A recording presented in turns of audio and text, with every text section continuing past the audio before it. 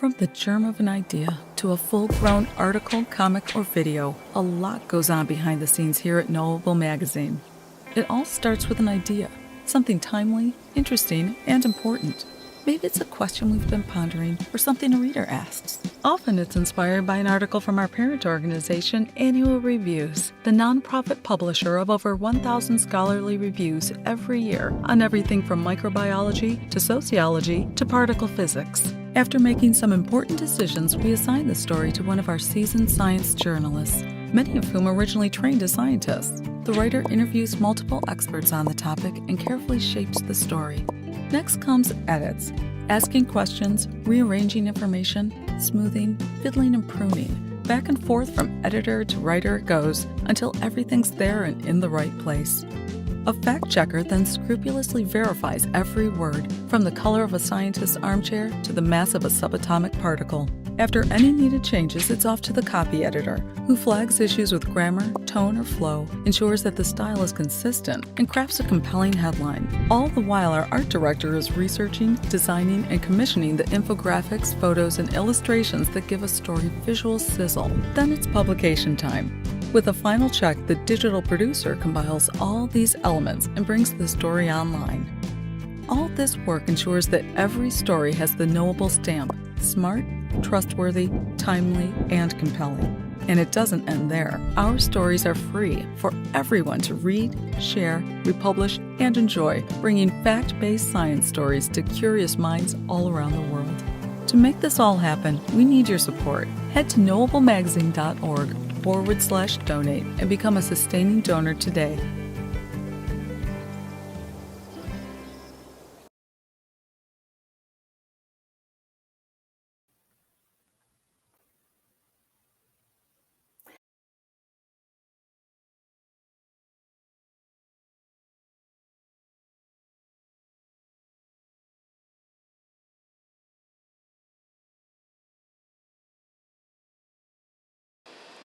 I'm Emily Underwood, and I'm the new of live events for Knowable Magazine from Annual Reviews. Today, we are going to be talking about the history of prisons. These institutions are so entrenched in our justice system that it's easy to assume they've been around forever. But prisons are actually a relatively recent invention. Many scholars argue they were invented around the time of the American Revolution. Today, we'll talk about how the US came to have the largest system of mass incarceration in the world, holding almost 25% of the world's prison and jail population, even though we have about 5% of the world's population. We'll ask why US mass incarceration has skyrocketed since the 1970s, even though there's compelling evidence that putting more people in prison doesn't make our communities safer. And we'll learn about the experience of being in prison from someone who was incarcerated after her friend died of a heroin overdose. A few housekeeping items. We'll be recording this and sharing it for free. You can replay it after it's over and share it with others. If at any point you find you can't hear the audio, please refresh your browser. Put your questions in the question box at the bottom of the screen. After 40 minutes, our editors will select from the ones you post. I'd like to invite you to our next event on April 20th. We'll be talking about why rich countries have received so many more COVID vaccines than low and middle income countries and what can be done to bridge that gap. Thank you again so much for joining us, and thanks also to our event partner, JSTOR Daily, and the Alfred P. Sloan Foundation and the Gordon and Betty Moore Foundation for their support of Knowable Magazine. And of course, special thanks to our guests, Morgan Godwin and Dr. Ashley Rubin, for joining us today. Without further ado, I'd like to welcome today's speakers. Joining us from JSTOR Daily is Morgan Godwin, an engagement editor assigned to the American Prison Newspapers collection. Morgan developed an addiction to opioids in her 20s and was incarcerated for 4 years on a federal delivery charge, which she'll explain to us in a moment. A writer, an activist, she is a 2022 Bard Prison Initiative Public Health Fellow and a recent graduate of the OHSU PSU School of Public Health. We'll also hear from Dr. Ashley Rubin, a sociologist at the University of Hawaii at Manoa. She studies why societies punish people in different ways at different times and places, and how penal systems can change. Ashley focuses on the early history of prisons in the US and is the author of 2 books, including The Deviant Prison, Philadelphia's Eastern State Penitentiary and the Origins of Americans' Modern Penal System. She is working on a new book now about the history of American prisons. Welcome, both of you, and thank you for joining us. I'd like to start with Ashley. On a personal level, Ashley, what made you want to study prisons? It really goes back to a college class I had on the history of crime and punishment. So I was a child of the 90s. Prisons were taking off. We were starting mass incarceration like in a really visible way. I just took prisons for granted as a kid. And then here I take my college class and realize, oh, prisons are actually kind of new in human history. We've had them since the beginning of the United States, but like that was a really big deal. And so kind of getting that process of starting to punish with incarceration is just like this really fascinating process. And so I've been hooked ever since. It's just that simple. Thank you so much. Let's turn to Morgan. Morgan, can you tell us about sort of what led to your incarceration, and then how did being in prison lead to your current role at JSTOR, writing about and sharing the American Prison Newspapers collection? It's still so wild to be here in this job because I'm a high school dropout. My story is semi-tragic, but all too common, right? So I was cast into poverty in my teens, ended up dropping out of high school, had to go back and get my high school diploma, tried to join the Air Force to escape poverty, ended up getting injured back home, and addicted to heroin. And so then I lived under the war on drugs for many years, started going to jail, and I eventually went to prison under a really tragic circumstance. I was the one who provided the gram off of which my best friend overdosed and died. And that's a charge called drug delivery resulting in death. So there I am in prison. I've never been told that I'm a writer. I've taken like one college writing class when I was addicted to heroin. I got a B. I remember that. I was very impressed because I got a B. And all of a sudden, I realized that I have like power in my words because the women around me, they were struggling with their court documents, with their medical requests, and I started helping people write. And then once I got to prison, I saw horrific conditions, and I was able to not only reclaim part of my identity that had been stripped away from me through incarceration, but also get recourse for the injustices I was seeing. So I'm there writing Senator Wyden, Senator Merkley, and they're writing me back. And I was like, that's so weird. And then the organization Families Against Mandatory Minimums helped me get published. And I was published in the Marshall Project and Vice while I was still incarcerated. And that just changed the trajectory of my life. Because wow, can I do this? All I'd ever known was addiction and jail. And there I was getting published. And so I got out and I just kept writing and I just kept writing. And right around the time I was graduating with my bachelor's, I saw this job posting. Sorry, y'all, I have an echo, so I'm trying to keep the mic off my ear. But I'm going to speak up. So I saw this job posting, and it required expertise with prison, journalism, and academia. And I guess that's pretty unique because I got the job. And then I just started reading these archival prison newspapers spanning across 3 centuries, and then all these peer-reviewed articles to boot. And then I finally understood what happened to me. Like all the convergence of political factors that occurred for me to go to prison, the experiences that I had in prison, I was able to contextualize it all. And I mean, I just love my job because so now I bring not only this archival and academic lens, but also my lived experience. So we're so thrilled to have you both here, and I'd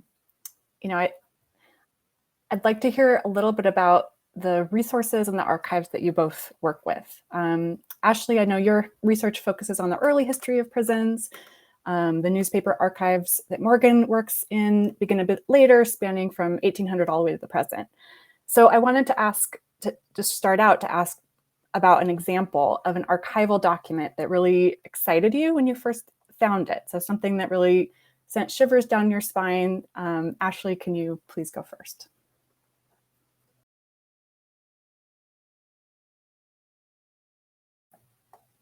Ashley, you're muted. Thank you. Sorry about that. So honestly, any document that's about 100 years old, or sorry, 200 years old, or even 100 years old for that matter, just gets me every time, because it's like, here's this document that's just super old. And so just as an example, my first trip to the archives was to in Philadelphia, the American Philosophical Society. And I was reading this handwritten testimony, recorded testimony during an investigation into misconduct at the local prison there. And I was reading this and I'm thinking about this, this like secretary that's furiously scribbling down, because they're essentially transcribing the testimony that's taking place during this investigation. And I'm just imagining like what this would have been like, So here's this secretary scribbling it down. The prison officials are reacting to the testimony. The legislators are there because it's a legislative investigation. They're reacting, just like these thoughts going through their mind. So it's so stimulating to like think about all those things. Or another example that's kind of just also just amazing for me is at the same archive. I was reading these letters that were passed between two incarcerated people, a man and a woman, a 17-year-old woman and a 21-year-old man. The woman was white, the man was black, and they were in love and they were having this relationship in prison, which on so many levels is like kind of mind-blowing, because first of all, they're writing letters to each other, which means they're both literate, which for a white woman and a black man at the time, this is around the time of the Civil War, so 1860s, that was actually pretty rare. So that's the first thing. But secondly, they're just having any sort of communication between each other was also prohibited by the prison. So somehow they're smuggling these letters to each other.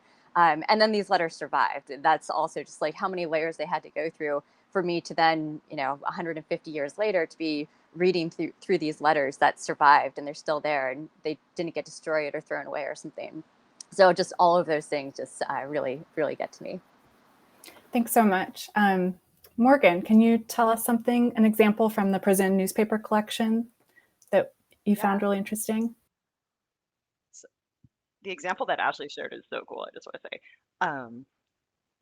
our archive mostly starts right around the turn of the 20th century. So it's a little bit more recent. But what's so jarring is how many times I read an essay and I think this could be written today. So little has changed. So it's Second Chance Month this month. And I found an essay from 1974 where this incarcerated man is complaining or saying, how do you expect us to not return to prison when you restrict our economic opportunities? And that is still happening. We are still having this exact same conversation. Recidivism is really high, the collateral consequences of imprisonment and a felony conviction. And that happens at least once a day when I'm digging around in the archive. Prison should be there to rehabilitate, not punish. And it's like the importance of education. Okay, but this is an essay written in 1909 Wyoming. And so just how it can be a little bit circular sometimes, the conversation is what's so powerful when I'm deep in the bowels of the archive. I'm excited to talk about sort of everything we have to learn from these firsthand accounts. But first, let's go back to the beginning. Let's talk about the origin of prisons. The problem of how to deal with people who don't follow society's rules is as old as human culture, really. But prisons and mass incarceration are quite new, historically speaking. Prisons, as scholars define them, including Ashley yourself, and mass incarceration itself is really, we've only really had prisons for around 250 years. So let's talk about how this modern invention differs from jail, just to get some basic definitions straight, and how jail has been around much longer. Ashley, can we start with you? Sure, thank you. So, so it's kind of confusing because the word prison has been around for forever. Jails and prisons were kind of used interchangeably, rhetorically, at the rhetorical level, so at the level of words. So you get accounts like in the Bible, for example, referring to prison and things like that. But from a contemporary standpoint, we wouldn't recognize those facilities as prisons. We would see them as jails. So the difference between prisons and jails kind of comes down to three factors. So prisons are places where we punish people who have been convicted of serious crime or things that we think are serious crime at the time by long-term confinement. So breaking down each of those, we can kind of understand the difference between prisons and jail. So the purpose. So prisons are places of punishment. Punishment can happen in a lot of different ways, but the point is punishment for a crime. And for a lot of different reasons that I think we'll get into later. So that's the first thing. Whereas jails aren't specifically places of punishment. That might be one of the things that happens there, but it's not the kind of only thing. So jails are, especially historically, they were basically holding tanks. So you'd have people there awaiting trial. You would have people who were awaiting their punishment. You would have people who had already been punished, but were still, they owed fees and fines, and so they're still being incarcerated. But it wasn't just people who were in the criminal justice system, as we might think of it. It was also debtors and vagrants and basically people that in one way or another were kind of on the margins of society. So this might include orphans, it might include older people, it might include people with disabilities, just a whole range of people and their family members. So including like the debtors' family members and things like that. So a huge mix of people. So the purpose of the jail was a much bigger variety, and then consequently the population was much bigger. Whereas prisons are just for people who are convicted of typically serious crimes, typically felonies. And then finally, the duration. So prisons are supposed to be places of long-term confinement. So usually by long-term, we mean 1 to 2 years, or sorry, minimum of 1 to 2 years. Whereas jails are usually less than a year, or less than, in some jurisdictions, less than 2 years. So those are the big differences. So jails are something that we've had forever. They've usually been holding tanks that have a diverse population of people who are there for a lot of different reasons, typically intentionally for short periods of time, whereas prisons are places of punishment only for people who've been convicted of serious crimes for these long periods. Now, this is the legal distinction, and this distinction is one that emerged relatively late in human history, around the time of the American Revolution, as you said. But it's the legal distinction. In practice, a lot of this stuff isn't necessarily the case. There are a lot of variations. So, for example, the way in which jails aren't supposed to be a form of punishment, for example, for people awaiting trial, isn't necessarily how it's experienced. So the experience of prison and jail can be very different from what the legal text says it's supposed to be. Great, thank you. Morgan, is there anything you want to add or clear up about the difference between prison and jail, either in the past or Yeah, just in present day, most people held in jail are not convicted. So in this country, you're supposed to be innocent until proven guilty, and our system is cash bail is incredibly unique. Ashley, correct me if I'm wrong, but that you need to pay to get out of jail before your trial. And so we have this incredibly bloated system of cash bail detention in the United States. And that's just a really important distinction, that a large percentage of our incarcerated people are not actually convicted of a crime. Ashley, do you want to add anything to that, or should we move on to sort of how we got to prisons in the first place? No, that was great. Great. Well, let's talk about this. So Ashley, you and other scholars, have argued that we didn't really have prisons until the start of the American Revolution. And I'm curious to know what was going on at that time and what happened then. Sure. So the short answer is a lot of things were changing in Western societies at the time. So everything from religions were changing, and by religions, I really mean especially Christian religions. There are a lot of different Protestant types of religions at the time, and their kind of core beliefs were changing as we're getting kind of new offshoots of those. Political ideas are changing, economic ideas are changing, the economy itself is changing. Just a lot of things are changing all at once, and those things kind of ultimately lead to a lot of developments, including the American Revolution, but also to the rise of prisons as we know them today. So big changes in society. And then in terms of how that actually leads to the first prisons, so there are basically two big developments taking place, kind of inspired by this larger context of rapid change, intellectual change, and so on. So one is the jail reform movement. So there's this kind of growing dissatisfaction with the jail facilities that we had. So they were getting increasingly overcrowded. They were notoriously filthy. They were corrupt.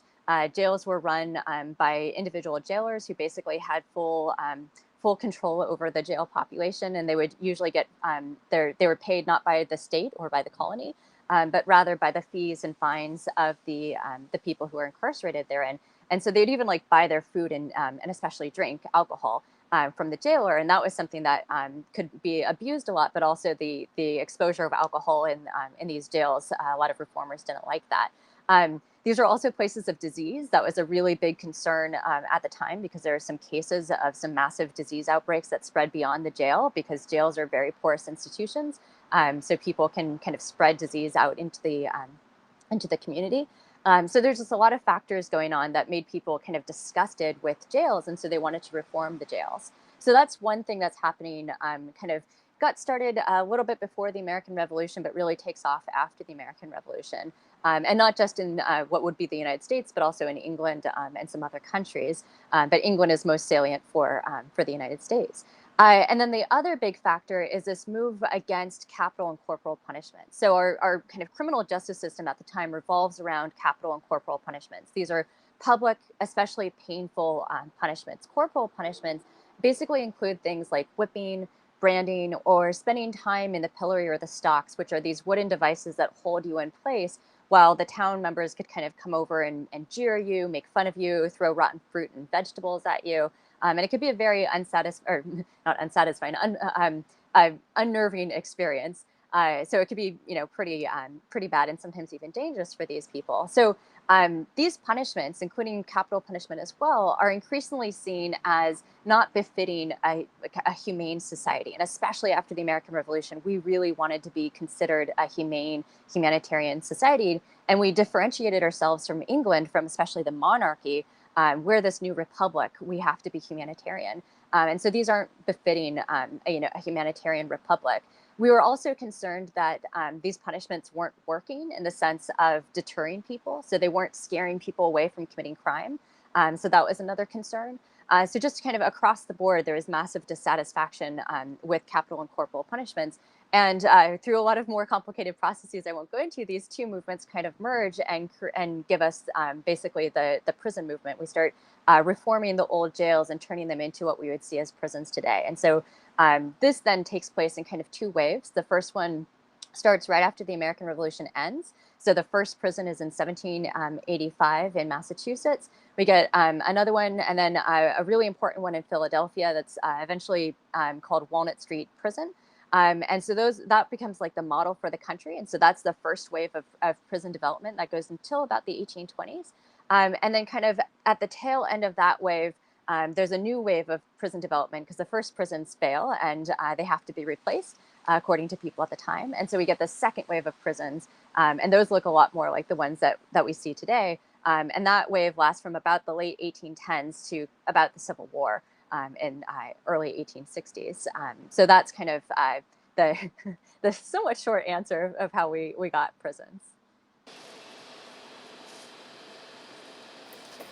Thank you. So pretty quickly, as I understand, the idea and the reality are clearly very different, right? So prisons are controversial from the beginning. Can you talk about what some of the concerns were at first? And I'd like to hear from both of you sort of about how the rationale for why we created prisons has changed over time, and how the pendulum has sort of swung between this belief that they can be tools of rehabilitation and the use of prisons as punishment. So maybe Morgan, do you want to speak to the question of sort of some of the concerns that start cropping up immediately? Yeah.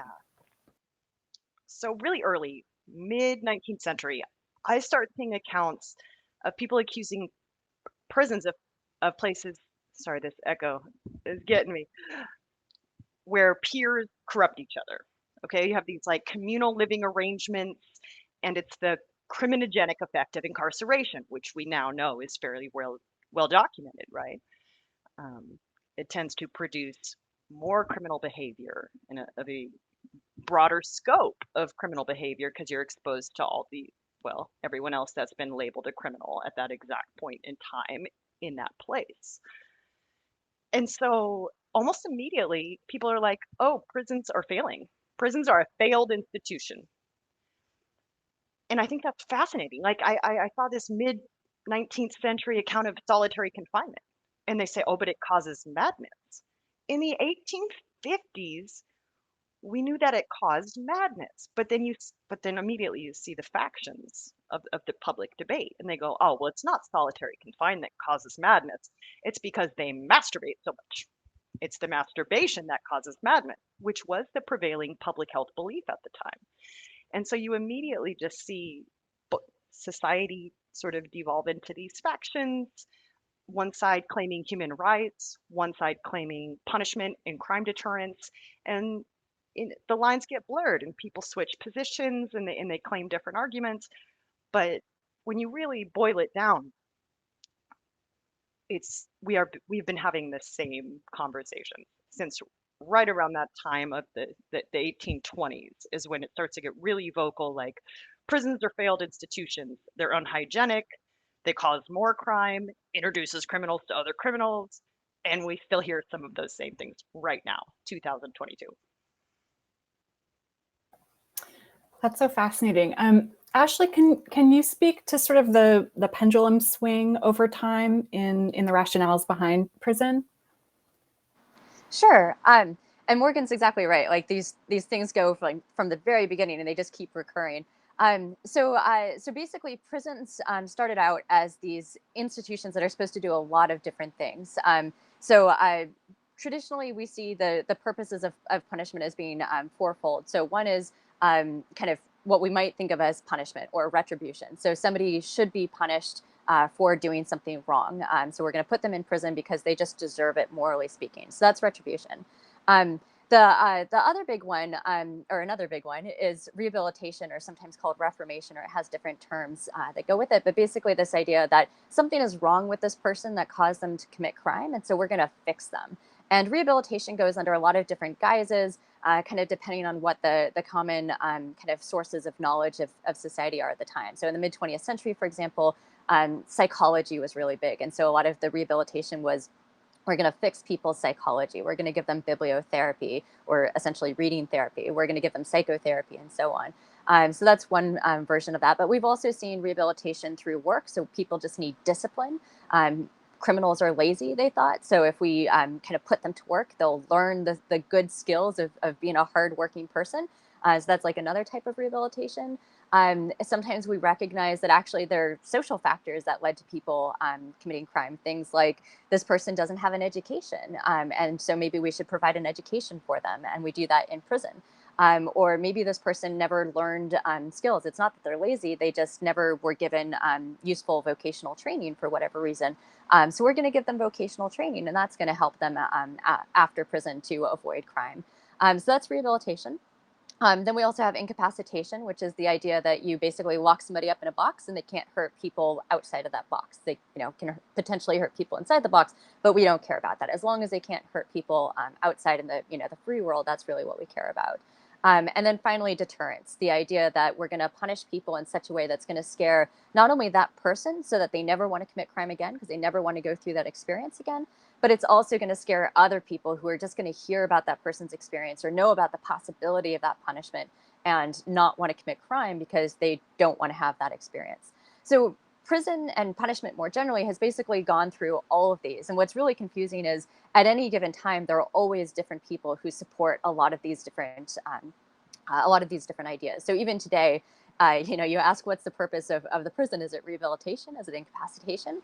The laws say one thing, and then public opinion says another thing. But even public opinion is divided, and so it depends on whom you ask what the purpose of prison is.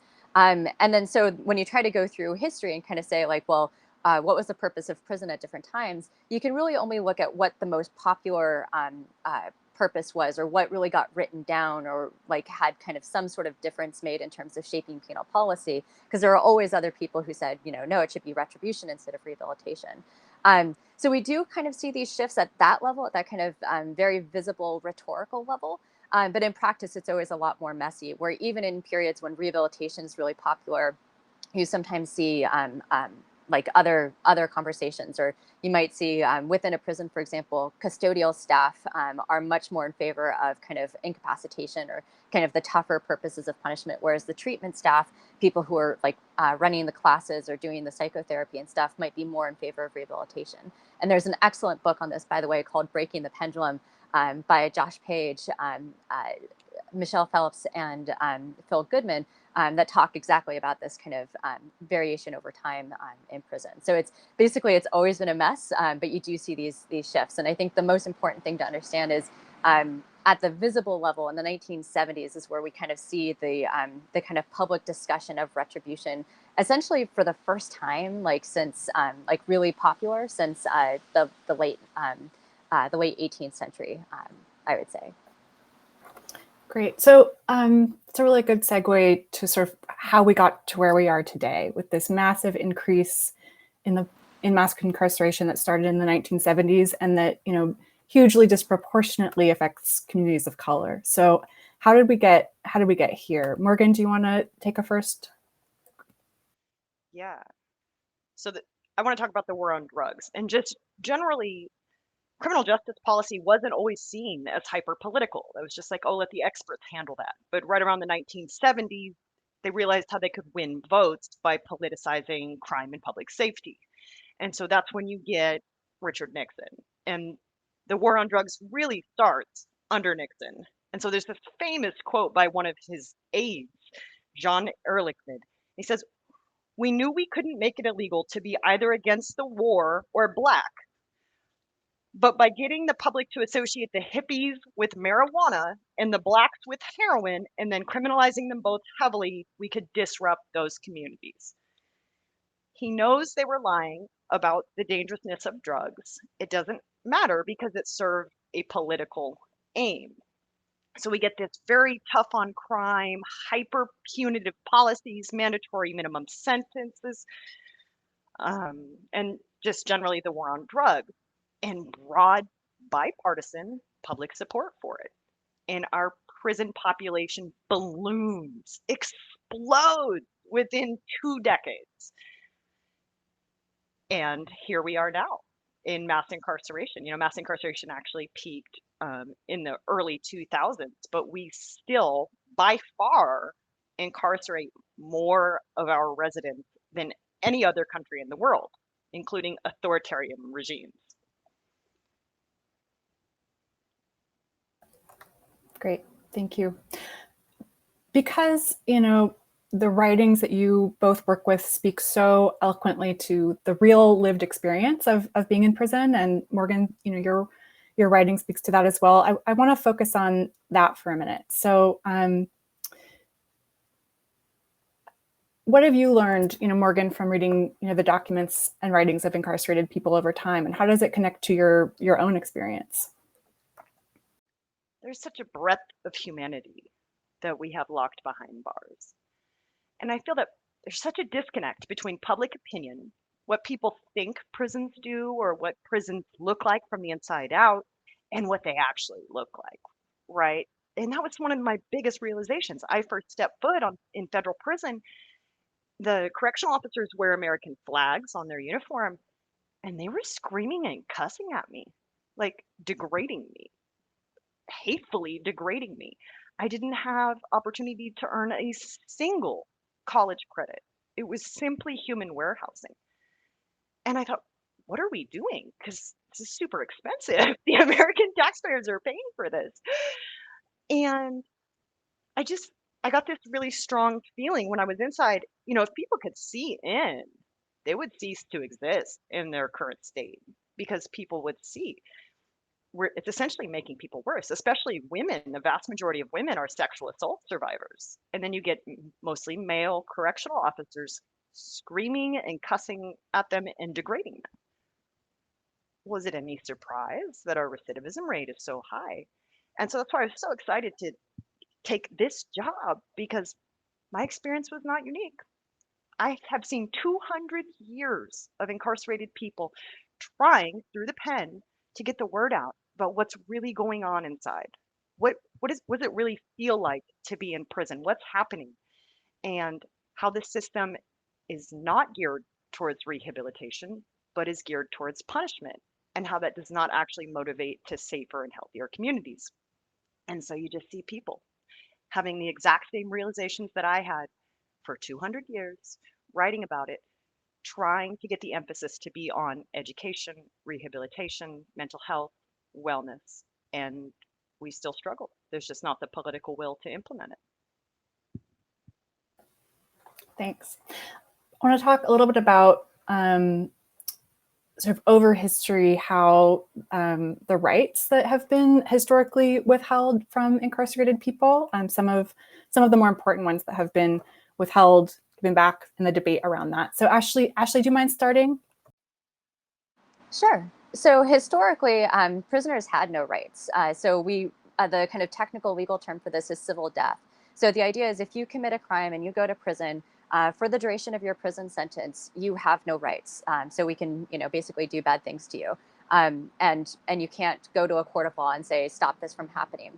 The one thing that you could do to get redress was called a writ of habeas corpus. So habeas corpus is a Latin phrase that literally means show me the body or bring me the body, which meant here's an order to the prison authorities, bring this incarcerated person to the court so we can investigate their case. And the basis of these arguments would have to be that you were wrongly incarcerated. And so in practice, these cases might be something like you were sentenced to spend 6 months in jail, but you were sent to 6 months at the local penitentiary or the local state prison, but basically the state level facility. And let's say the conditions are harsher there than they were in the jail. And so you don't want to be there and you're not supposed to be there, but for whatever reason you ended up there instead of at the jail, which actually happened quite a bit in the early days. And so there the court could say, yes or no, like, is the reason for this person to be here good or not? Or another one might be you were supposed to be let out a few days ago and you haven't been let out yet because the prison officials forgot, which is another thing that occasionally happened. And so you could file a writ of habeas corpus if you needed to get released potentially. So all of this basically changes in the 1950s and 1960s, really the 1960s. So for all this time period, there are very few court cases about prisoners' rights, again, because prisoners didn't have rights. It was just those habeas corpus claims that they could do to challenge some part of about their confinement and that they're wrongfully confined. And so what we call this period is the period of the hands-off doctrine. Literally, courts were kind of saying, we're not going to touch this case. We're going to defer to prison authorities. They know what they're doing, so we're not going to do anything about that. In the 1950s and 1960s, we start to get a number of court cases where prisoners are challenging the conditions of their confinement, and that's when the courts start kind of getting their hands dirty and starting to intervene and saying, actually, this is too far. Now, an important point is a lot of these cases actually came out of Southern prisons, and one of the reasons for that is a lot of the Southern prisons, well throughout the 20th century, are basically replicating the conditions of slavery. And a lot of people say, how is that possible? Because didn't we abolish slavery? In a lot of ways, we didn't. But the most salient one for us is in the 13th Amendment, when it abolishes slavery, it says, except for punishment for crime. And so that was really important because since the beginning of prisons, labor was a really important component of the prison experience, as historian Rebecca McLennan has written. And so it was central. And so we didn't want to get rid of essentially penal servitude.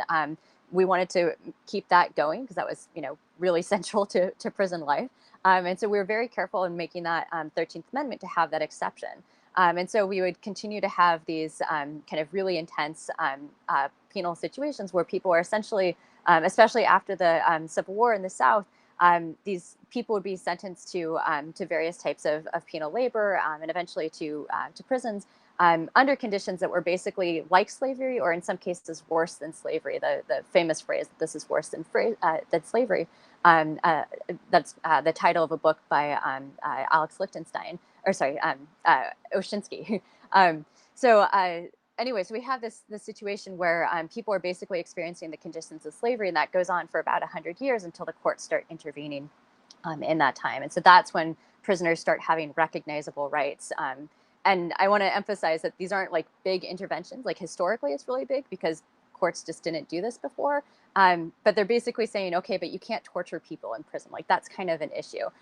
So that's not, that revolutionary from our perspective, but from the time it was actually a really big deal. And then it would expand to other things like you can't, like there's certain things you can't withhold from prisoners, like you can't withhold lawyers access to the prisoners or their right to practice religion and things like that. But at the time, it was like this really kind of modest interventions that were historically quite revolutionary. Okay, we have so much important stuff to talk about, but we are running out of time. So I just want to end before we turn to questions from our audience with a question about sort of the modern prison reform movement. Can you speak to that, Ashley, and sort of what the history of prison can tell us about sort of current calls for the abolition of prisons, for example? And actually, Yeah. Morgan I want to make sure we get to hear from both of you. So Morgan, maybe you go first this time. So we know that prison reform movement is it's just as old as prisons itself. I'm sorry, this echo. In prison abolition, that's also not new. Some people think it's new because they've heard about it for the first time in the last 2 years. Definitely not new. There has been a thriving abolitionist culture. What I want to emphasize, though, because there seems to be just common misconception about this, there's a lot of talk about private prisons, and there's a lot of talk about wrongfully convicted people. When I say I focus on prison reform, I am focusing on the conditions of confinement for people in public institutions, which is the vast majority of people, and people who are guilty, because human beings deserve rights. I just think it's really strange. There's no other demographic in the United States where the American people will be like, yeah, make them hurt, other than criminals. And so, but now there's a very strong pushback on that towards prison reform. And again, it's very bipartisan because it actually makes bad economics to lock up so many people at such a huge cost to the state and then impede their economic opportunities in the future. And so a lot of conservative states have had very successful prison reform. And so I just really like to emphasize that point because we tend to look at this through a partisan lens, and it's fairly nonpartisan. It's fairly humanitarian. Ashley? Thanks so much. Yeah, so Ashley, I think thanks. I think what Morgan said earlier about the things recurring through history is really important. Like there's so much stuff that we're talking about in a lot of ways that's not new, and so that's really important. And I think getting people to kind of look at our history and take that seriously and learn from our mistakes. The fact that the prison has failed repeatedly is a big recurring theme, and kind of understanding like why does it keep failing and why do we keep expecting it not to fail? Like what's behind our enduring faith in the prison that we can just kind of tweak it, that we can fix it, that we can have a new model of the prison and that's going to solve our problems, or we just need a different policy and that's going to solve it. Like we just don't learn from our history. So there's a lot of recurring stuff, but at the same time, we're also reaching some unprecedented difficulties. So because we're in mass incarceration, historically unprecedented and internationally uncommon rates of incarceration, we're facing a really big battle. So there's a great plot by the Sentencing Project that shows that if we try to decarcerate at the rate that we've done over the last couple of years, so and partly because of the pandemic and a little bit before then, our overall kind of national incarceration rate has started to fall a little bit. But if we were to keep decarcerating at that rate, it's going to take almost 100 years to get back to our prison population in the 1990s, which was already mass incarceration. Like that was already a historically unprecedented, both at the incarceration rate level and our overall prison population level, just unprecedented numbers, like mind-blowing numbers. And it would take us 100 years to get back to that. So we have a pretty steep path ahead of us. We have to think radically. And as Morgan said, we can't just focus on the easy cases. We can't just focus on the cases where it's like, somebody who shouldn't be there because they're wrongfully convicted, or somebody who's low risk, or somebody who's a drug offender or a nonviolent offender, or some other low risk category. We have to take seriously everybody else who's in prison, because it's actually a large group of people. And a lot of that, I think, is also just comes down to misconceptions. So, for example, people are really afraid of letting out people who are convicted of violent offenses in prison. But it also turns out that, the offense that you go to prison for is not necessarily like calling it a violent offender or a non-violent offender is really misleading. So that's just one example of a bunch of things where if the public knew more about prisons, we could hopefully do a lot more with changing what we do. And Morgan said, if people could see inside prisons, one thing that we learned from history is prisons started out as tourist attractions. You could literally buy tickets to go and visit prisons. Like, you wouldn't see the prisoners necessarily, but you could at least see what the prison looked like and kind of look into people's cells and see what confinement looks like. So we kind of had this check on prisons from the public as well as from penal reformers who literally had a right of access at the time that we just don't have today. They're basically this big black box that a lot of people don't see through, other than through television shows. And that's not the most realistic look into prisons. Thank you so much. So we have some really fascinating audience questions coming in. Thanks to everybody who has been watching. If you're enjoying this event and you want to join future ones, please be sure to sign up for our newsletter. We will drop the link in the chat. And of course, follow us on Facebook and Twitter. As a reminder, our next event will be on April 20th, and we will be talking about COVID vaccine equity. We are able to offer this event for free thanks to philanthropic support. And if you'd like to support our work, you can head to knowablemagazine.org/donate. Please sign up for our newsletter. There's, as said before, that will be in the chat. And also, we encourage you to sign up for the JSTOR newsletter at daily.jstore.org/newsletter and to donate to JSTOR at their Patreon page. You'll be able to watch the replay and see more resources on the event landing page at our website. And let's go ahead and move to audience questions. So I would like to start with a big question that relates to race. So what does the history of prisons and the balance of rehabilitation and punishment show us about how incarceration began to be used as a method of holding the US racial apartheid system in place?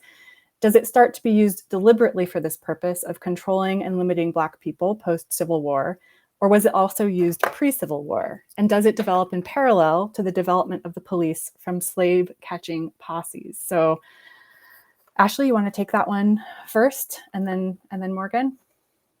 Sure, thank you. So there are a lot of ways to answer this question. A lot of parts of my mind is exploding with all the things I want to say, but I'll try to keep it brief. So yes, the way in which prisons became what we call race-making institutions, or basically kind of using racial stratification in the way that a lot of people have brought to light more recently, and that people are starting to get really quite concerned about because they're learning about it, really does start after the American Civil War. That's not to say that racism wasn't a major component of prisons from the very beginning. It's just that racism looked very different in different time periods. So prisons, as they started out in the first two waves that I mentioned, they're really designed for white men. So prisons are supposed to be what we call Republican machines at the time. They're supposed to make people into good citizens. But who could be a citizen? Who could be a voter? Because we wanted to take kind of criminals who are considered unvirtuous and make them virtuous citizens so they can vote and protect the republic. Who's allowed to vote? For the most part, it's not women and it's not Black people. So they're basically reserved for white men for the most part. That doesn't mean that they weren't used on women of any race or Black people of any gender, but rather they were designed for that purpose. So that kind of rehabilitation model is designed for white men, which means that it's not when Black people and women do go to prison, they're seen as poor fits for rehabilitation. And so that's where really the racism and also the sexism comes in. So for a lot of reasons, Black people at the time were seen as poor subjects for prison discipline, that they shouldn't be in prison. Same thing for women, and especially for Black women. They were seen as drains on the prison resource and on the resources. And for a lot of reasons, prison administrators thought they just made prisons run worse than they should. So that, again, kind of changes around the American Civil War, starting in the South, where prisons are actually destroyed in the Civil War. So a lot of them don't have prisons for a couple of decades. And so they kind of remake their criminal justice system in this period. And a lot of the laws that come out for the next couple of decades after the Civil War are specifically targeting Black people, and especially people who have been recently released from slavery. And they try to kind of replicate the conditions of slavery and the control over Black people in that era. And so that becomes this huge thing. And there are other parts of the question, but I've already spoken for too long, so I'll go ahead and stop there. So Morgan, if it's okay, I'd like to address a new question to you because I think it speaks directly to what you've written about sort of how being in prison was different for you from many people. So the question is, can you speak about re-entry challenges and how formerly incarcerated people have a hard time obtaining housing and employment? Yeah, absolutely. So I experienced this, I lived this, and people have been living it. I really start to see these accounts in the 1960s. I'm not sure if they changed how society was dealing with criminal history then, or I'm just randomly seeing them then. But so that civil death that Ashley talked about, it does not stop when you leave prison. So you have served your sentence, you leave prison, but depending on what state you live in, you are still prohibited from voting. Why? I don't know. The logic on the why never fully made sense to me. But even in Washington and California, ostensibly progressive states, if you are on parole, you do not have the right to vote. You are not a constituent. You are not a citizen with full rights. But it goes well beyond that. Little things like a state license to be a barber. Oh, but you can't do that if you have a criminal history. I couldn't get an apartment until 6 months ago. I'm 32 years old. I got my first apartment when I was 32 years old because I have a criminal history. But very importantly, I'm white and middle class. So I only got a small fraction of what the most marginalized people of society experience upon releasing from prison. It's hugely expensive. You get out with nothing at all, a huge gap in your work history, maybe a GED. Go. You have nowhere to live. Average rents in the city of Portland are $1,700 a month. Minimum wage is $12. Have fun. And you're just provided with absolutely no services. So the people most in need of additional help get additional barriers instead. Everywhere we turn, there's a criminal background check, and we're being denied for even really trivial things like a license to be a barber, an apartment. These basic things that we need to survive and operate in society are being denied to us. And I just want to recognize my racial and class privilege made my reentry so much easier than most people's. And it was still the hardest thing that I have ever done. It was hugely expensive. I didn't own a single item of clothing. And so there's just like this cost and a psychological toll to it that's never discussed.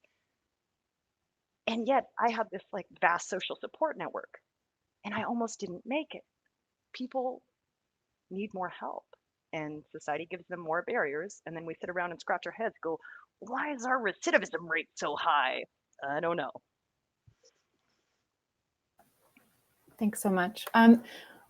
We have a question from a couple of questions about sort of people who work in prisons and how their roles have changed over time. This question, in your studies, has the role of the correctional officer ever changed? I think if you can both speak briefly on that, I'd like to hear from both of you. Ashley, do you want to start? Sure, thank you.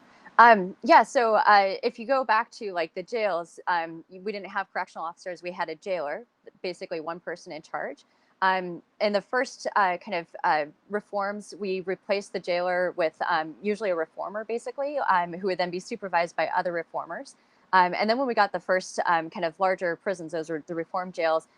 We got the first prisons. We started to have like a warden in charge of a prison staff. And a lot of times these were people who had training in like crafts. And so they could help people with the labor process in the prison. And that was kind of the model for most the 19th century. Over the late 19th century, the kind of correctional officer, what we called at the time the guard, that started to kind of professionalize. And so they'd get more training, they had more requirements. Increasingly, they had to do like a civil service entrance exam type thing. And so we started to get some changes in the professionalization and eventually the bureaucratization, I can never say that word, of the correctional workforce. So we start getting like departments of corrections and so on.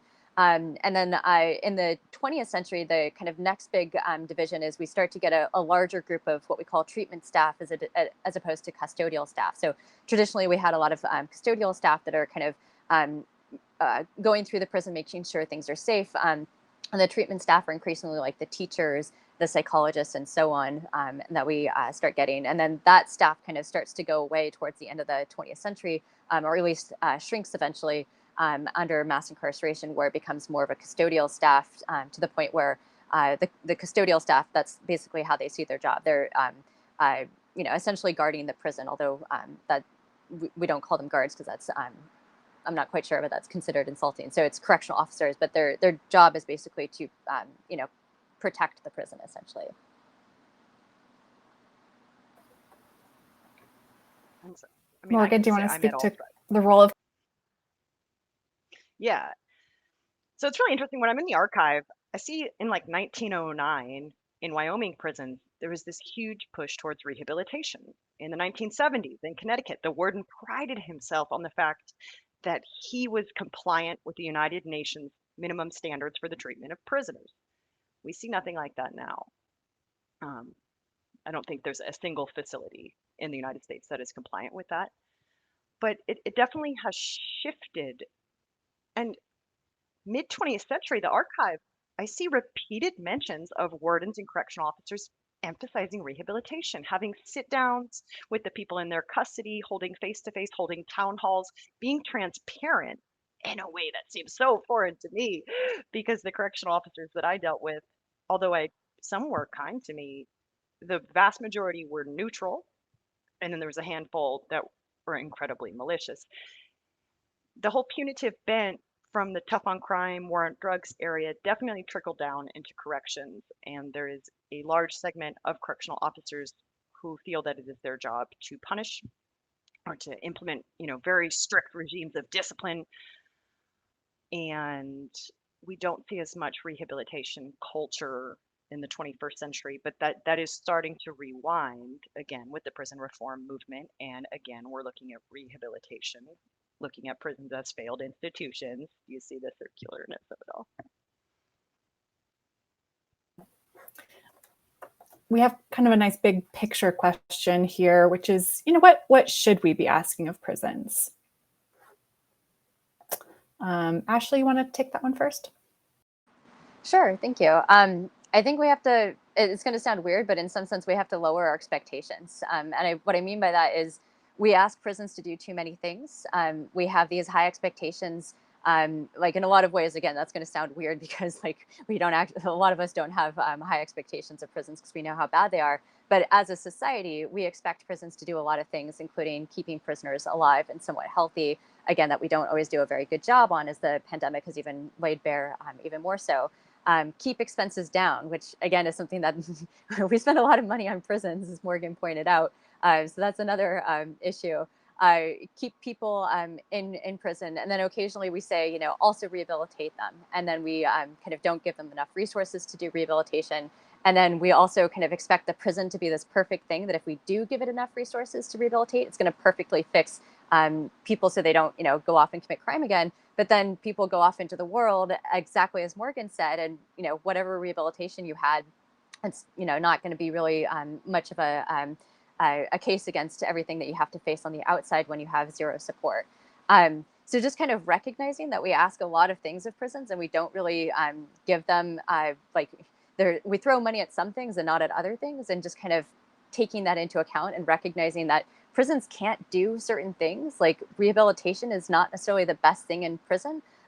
Maybe community spaces would be better for that. So just in a sense, kind of expecting less, because otherwise every reform cycle we become kind of prisons have failed and we get really mad at prisons and then we redesign them again. And so if we just kind of lowered our expectations for that and kind of were a little bit more patient, I think that would be helpful. Can I chime in on Morgan, can you speak to what you think we should expect of prisons? Yeah, so I completely agree with Ashley. A lot of it is beyond the domain. We have to consider people's social context from which they came and to which they are returning. Pell Grants have been restored, so that should improve access to higher education in prison, and we know that it's like one of the number one ways to reduce recidivism. But my best friend in prison was and is, after a very long fight over state licensure, a psychologist. She was incarcerated psychologist. Prisons are not a safe place, okay? the adverse childhood experiences of the people around me, so high, so much trauma. So here's what I ask of prison. Stop making people worse. Stop re-traumatizing them. The level of violence that I hear coming out of high security men's institutions breaks my heart. And so while I realize they can't fix people, that may be on their purview, they could probably stop making people worse.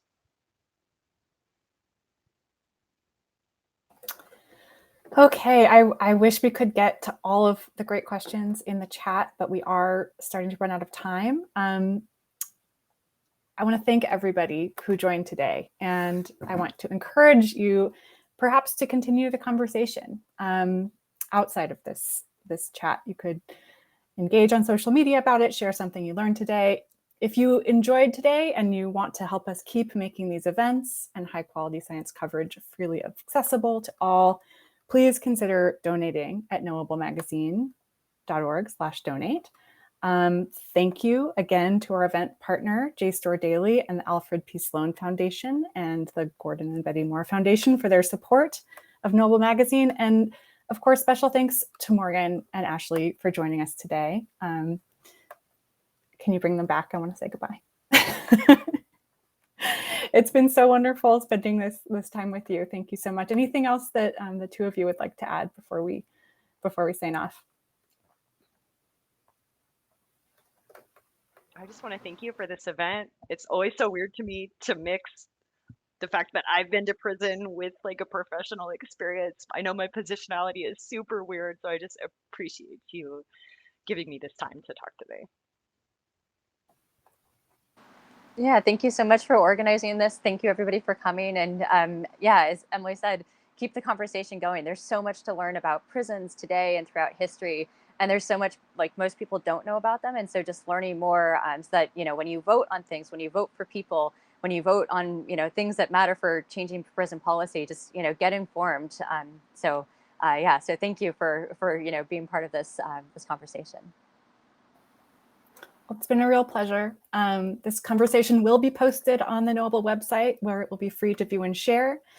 We will also be posting additional resources, including links to articles and project articles. The best way to keep up with these discussions and everything Knowable does is to sign up for our weekly newsletter, which you can do on our website or follow us on Twitter. And we will see you at our next event on vaccine equity on April 20th. Thanks again, everyone, for joining us.